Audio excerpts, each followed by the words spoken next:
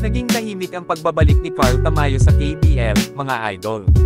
Puro assist lang muna ang ginawa niya at tila hindi pa siya nakakamove on mula sa pagkatalo ng Gilas sa 4 na magkakasunod na laro.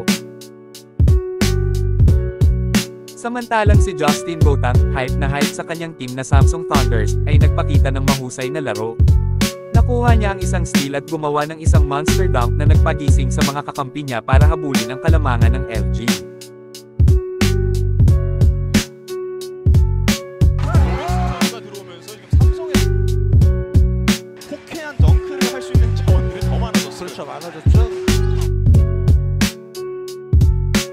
Nag-aalad Morant pa si Justin Gotang nang mag-drive siya sa paint at gumawa ng one-handed dunk sa harap ng midcourt.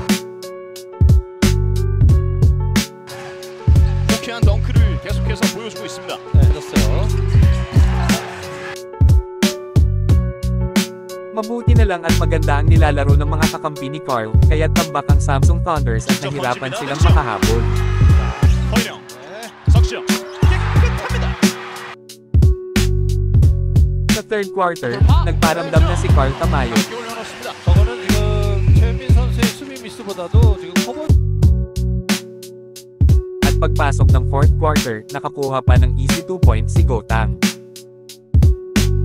At nagtapos ang laban sa score na 74-62, panalo ang LG Sakers.